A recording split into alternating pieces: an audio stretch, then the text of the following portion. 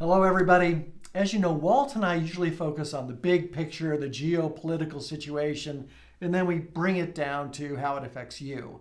We're going to go the opposite way today and actually start at a very basic level and talk about beef prices and then what it means in the bigger picture. So there was a headline out last week that read something like this: beef prices hit all-time high. So I called one of my clients, and by the way, I have permission to share our conversation here. He's a cattle rancher. His name is Mike. I said, Mike, are cattle prices at 73 are at all-time highs. What's going on? He said, well, Greg, he said, cattle herds are at 73-year lows. He said, we had a drought. We haven't had this few cattle in America since 1951. And he said, now, look, this is going to be with us for a while because it takes 2 years to grow a calf to a cow for slaughter.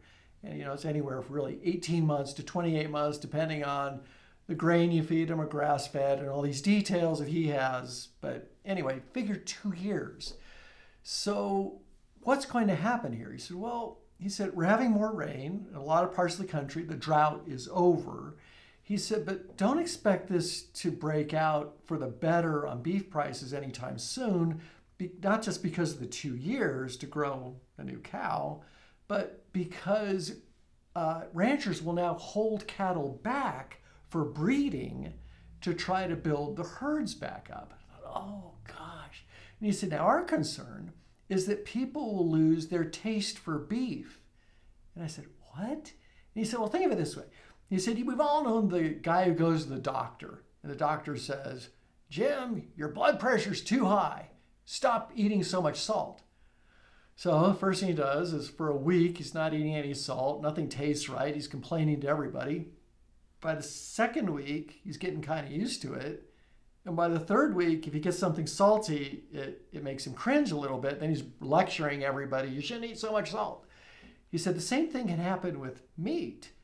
If beef prices get too high, people will substitute chicken, they'll substitute pork. Who knows? The World Economic Forum wants us to substitute crickets. But what happens is your taste buds start to change. So he said, we've got to be careful. We don't want prices to get so high where people start thinking, chicken is really good, beef is, I don't need to, pork is really good, I really don't have to go back to beef. So what's the point of this? It's not just beef prices are going up, but that will actually give room for chicken prices to go up because the chicken farmers will see that people are converting to chicken. And so they'll have some room to raise prices. Pork, the same thing. And what you're seeing at the grocery store will likely continue with rising meat prices across the board. As an investor, you kind of want that. As a consumer, I hate it.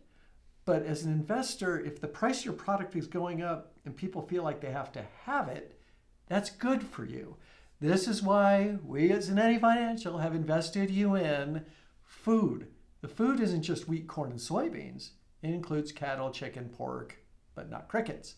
So with that, I will turn it over to Walt. Happy Monday.